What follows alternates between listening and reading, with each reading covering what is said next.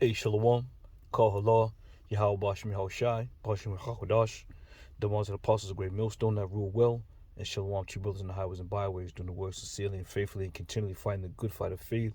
Lord, when we're found that number to be delivered. And likewise, for some of you sisters out there who truly trust and believe in the name of Yahweh Bashim Yahushai, may you be found worthy as well. All right? Let me see here.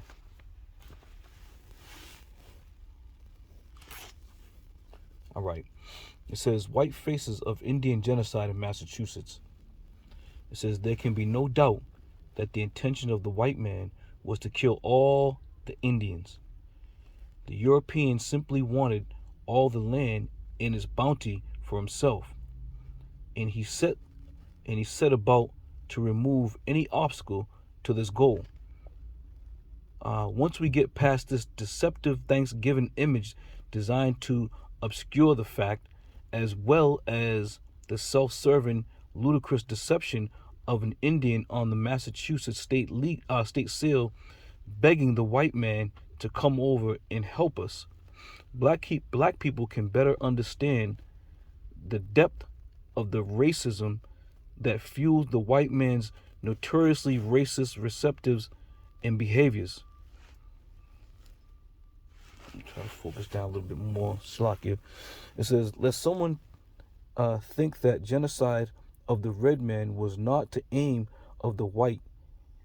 The most honored of the white man's demagogues testified openly to this objective. In fact, Adolf Hitler himself was never as explicit about the Nazi plan to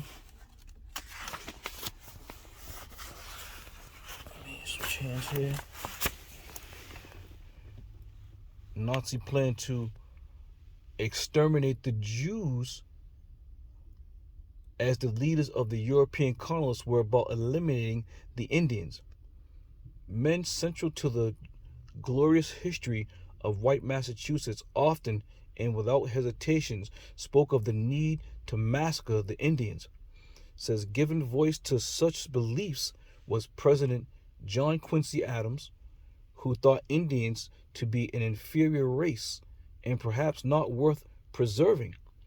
Other favorite sons who thought similar were Governor John Winthrop, Pilgrim Miles Standish, Rhode Island's Roger Williams, Governor Joseph Dudley, President John Adams, Puritan Cotton Mather, Sir Jeffrey Amherst, and even Benjamin Franklin. It says, the Massachusetts extermination policy was so successful that some of America's revered presidents, including President George Washington, President Thomas Jefferson, and President Andrew Jackson, applied the same policies nationally. Jackson, who called Indians savage dogs, kept as souvenirs the scalps of those he himself had killed, and once wrote that the whole Cherokee nation ought to be scourged. Massachusetts Congressman Henry L. Dawes was responsible for the drafting of the federal legislation which ordered the restraining of Indians so that they could receive an allotment of their own land. But to get on the Dawes rolls, Native Americans had to angelicize their names. Rolling Thunder thus became Ron Thomas and so forth. It says, this allowed white officials to slip the names of their relatives and friends into these lists and to reap millions of acres of land for their friends and cronies. In one state alone, the 138 million acres of the Indians held land at the time of Dawes' Acts in 1887 had been reduced to 47 million acres of land by 1934 when the act was repealed. All right. So once again, you also had the $5 Indian, and this goes right along with that, where these devils were taking on Native Americans' names for $5 and being able to get a part of this land. All right. So continuing on, it says perhaps Charles Francis Adams, head of the Massachusetts Historical Society, summed up best the Bay State white man's contribution to humanity when he said, "The knife and the shotgun have been far more potent and active instruments in this dealings with inferior race that the code of the liberty or the output of the biblical society." And it says it had been a process to extermination, but it has served as the Anglo-Saxon stock from being a nation of half-breeds. All right. So once again, here you have all these so-called prominent figures who also took place in the demise and the extermination of the Native Americans. And at the end of the day, it wasn't just Native Americans. It was also the so-called Negroes, man. You know, these devils, man, they don't like you. They've never liked you. They've never been a part of you. They never wanted to be a part of you. As it was written by who was this devil here? He said the Anglo-Saxon stock from being a nation of half-breeds. All right. So this was one of the things they wanted to get rid of, the fact that there weren't to be any mix and mingling of the races. All right. So let me jump over here a little bit more.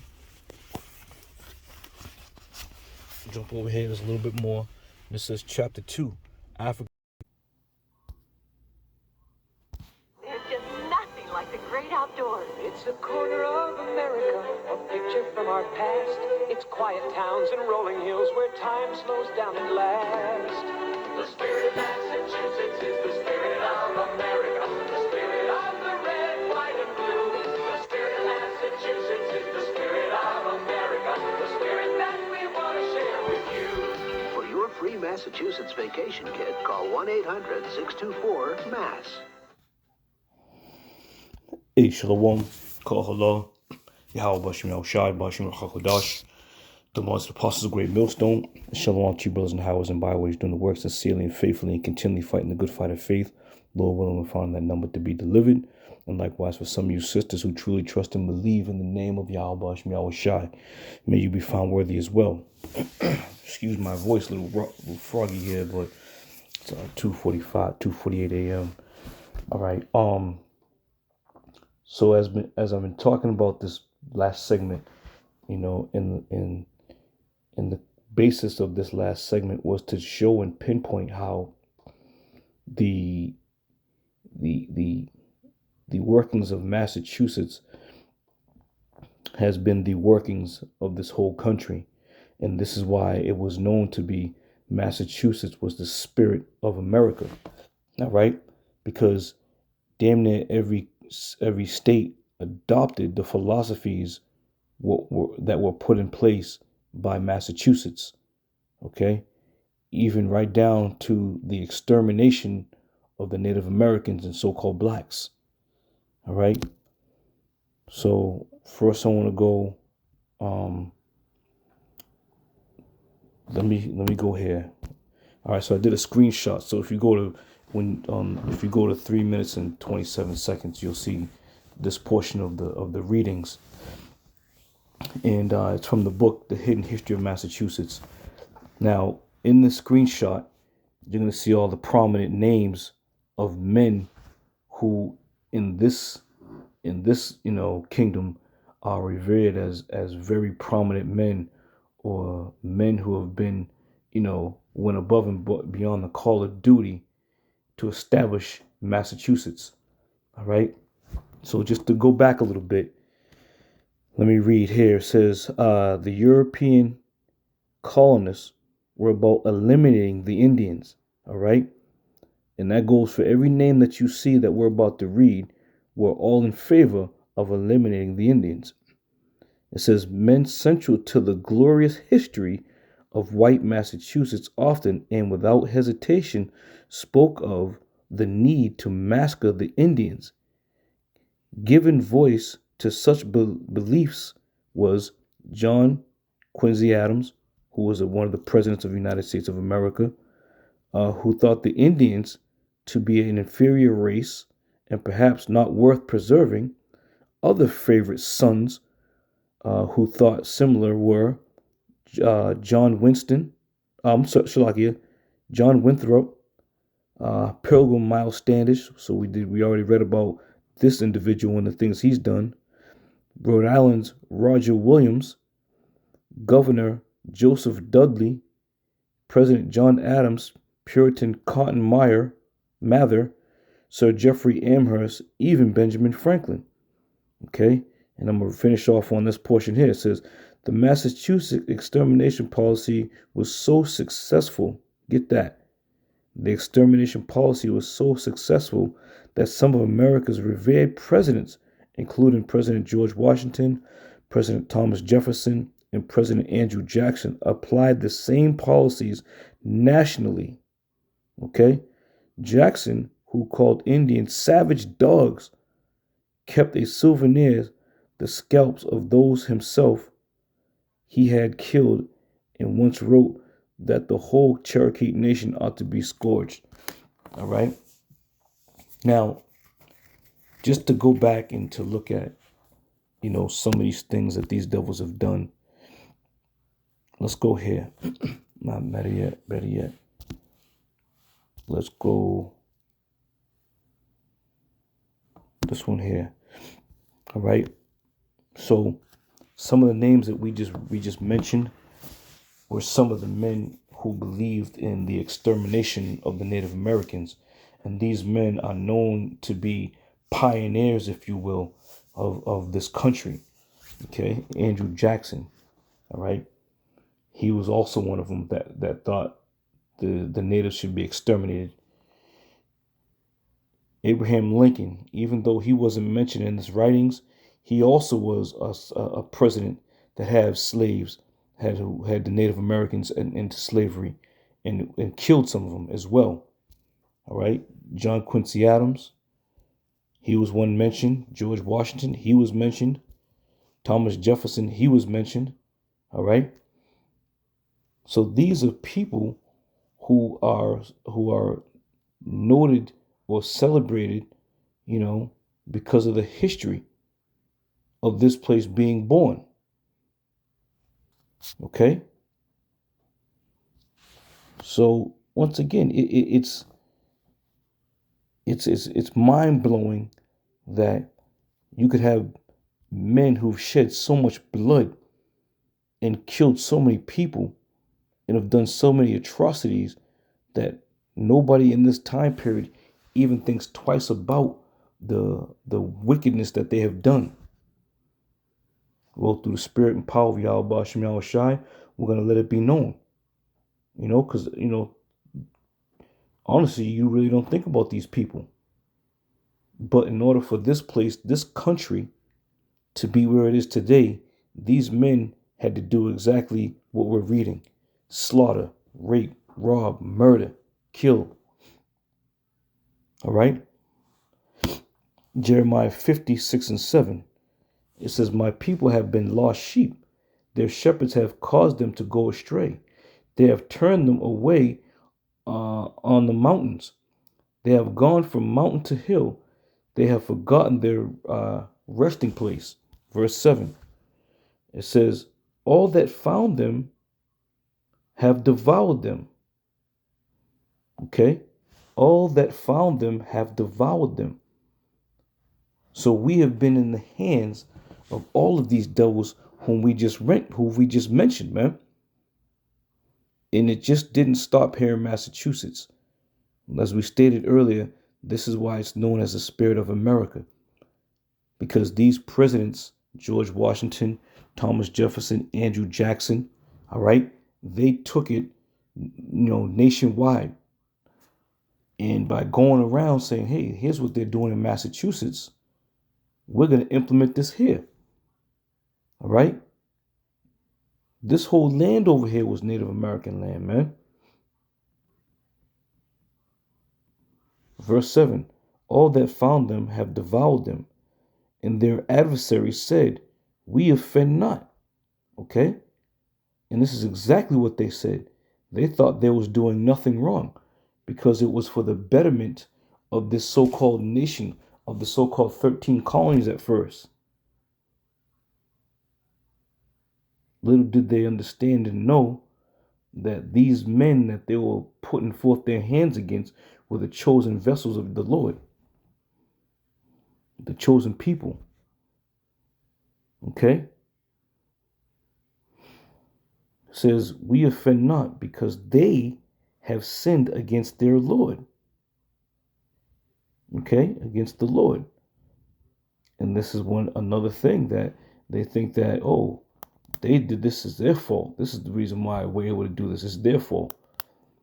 And this is why the Lord's coming back to avenge us, man.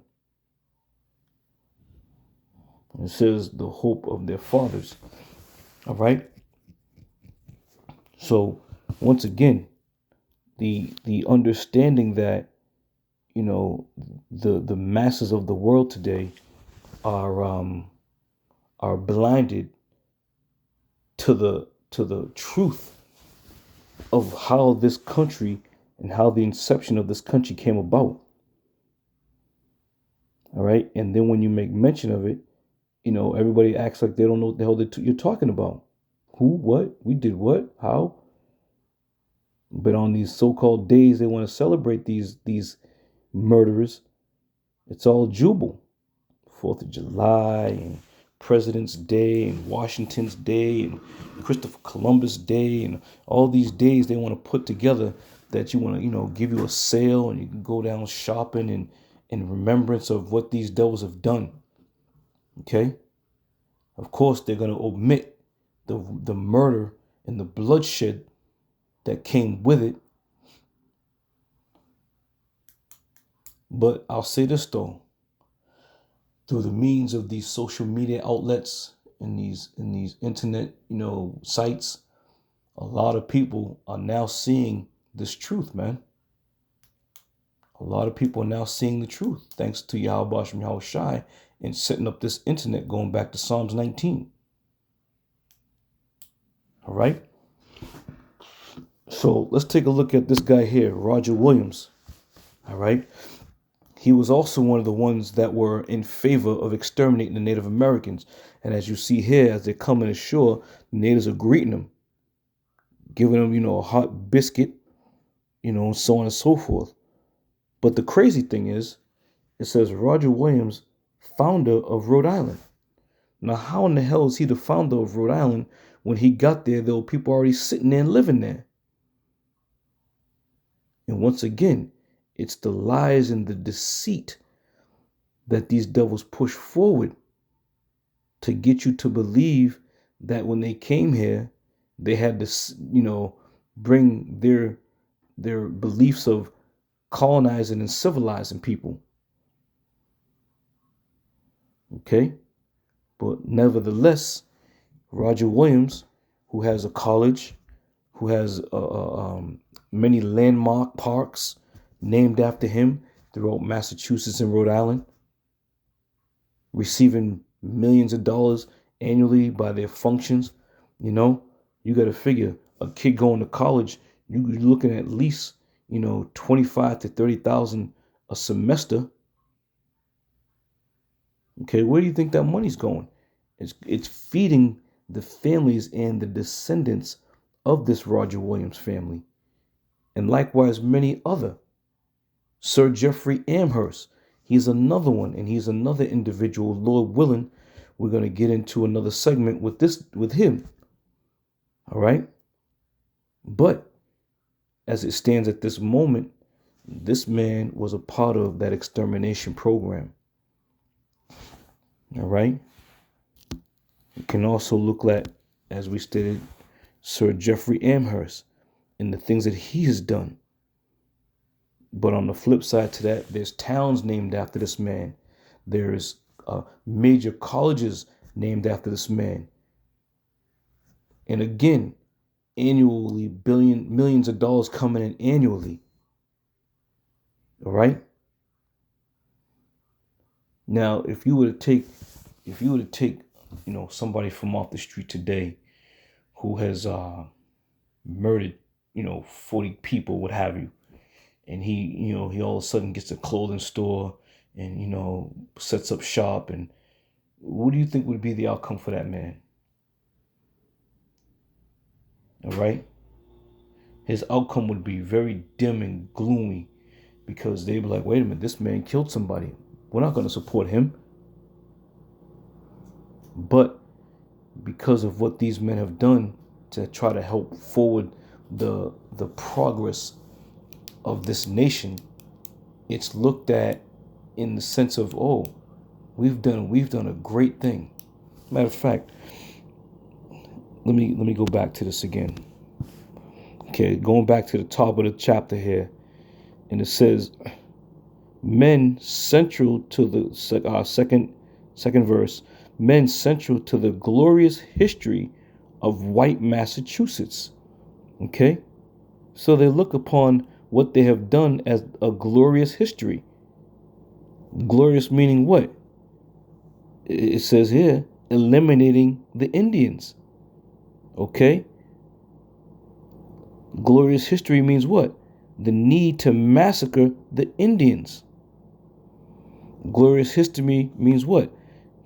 Highlighted area, the Massachusetts extermination policy. Okay?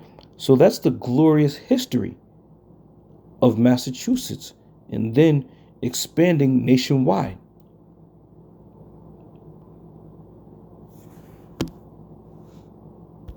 So you can't say anything about any other nation of people or any other country bombing and dropping bombs. You can't say nothing, man.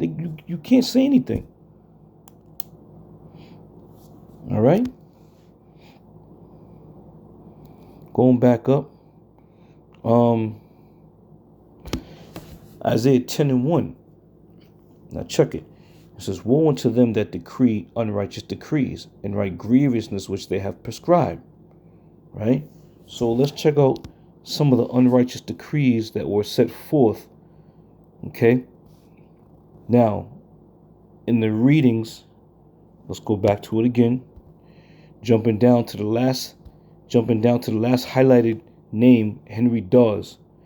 And it says, Henry L. Dawes was responsible for the drafting of the federal legislation which ordered the registering of Indians so that they could receive an allotment of their own land. Okay? But to get on the Dawes rolls, Native Americans had to angelicalize. I can't even read that damn word. It's so damn small. But anyway, their names. All right? And once again, as you keep reading, it speaks about how these devils also took their friends and family members and put them in the lottery, so to say, so that their family members can receive some of that land. And that's how a lot of this country was overtaken in the first place. All right, so let's look at Henry Dawes. It says, Henry Lawrence Dawes was an attorney and a politician, a Republican, United States Senator, and United States Representative from Massachusetts. He is notable for the Dawes Act, which was intended to stimulate the assimilation of Native Americans by ending the tribal government and control of the communal lands. All right?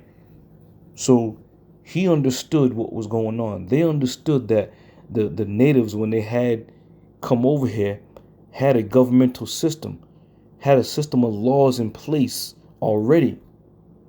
Okay?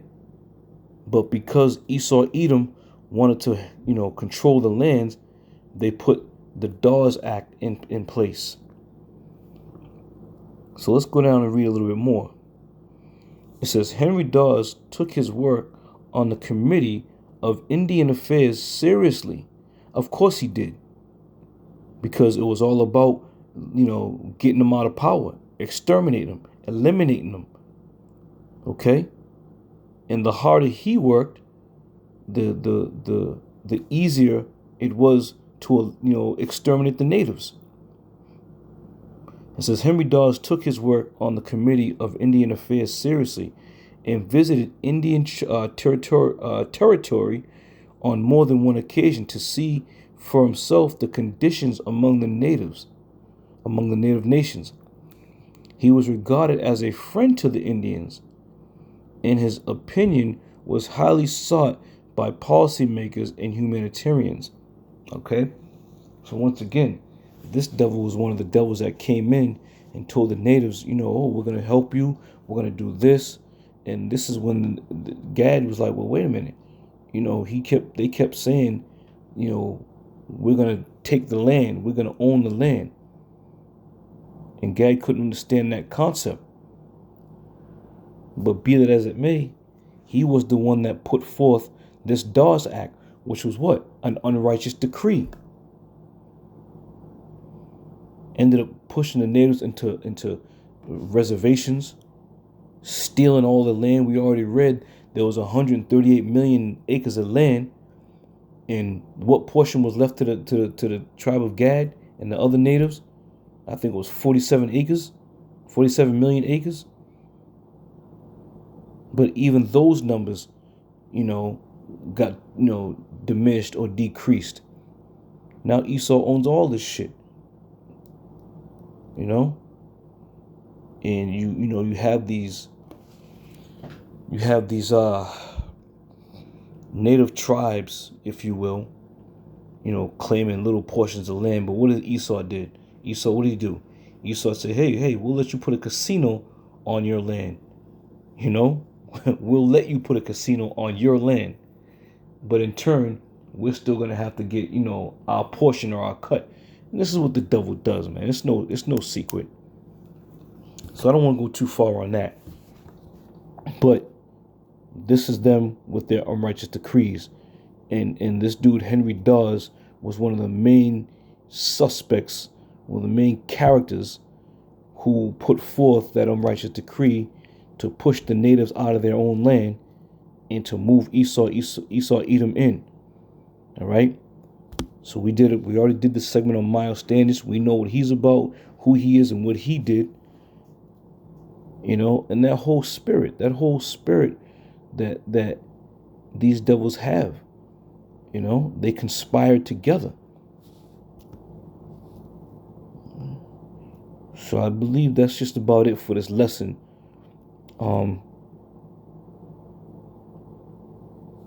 Isaiah 29:15.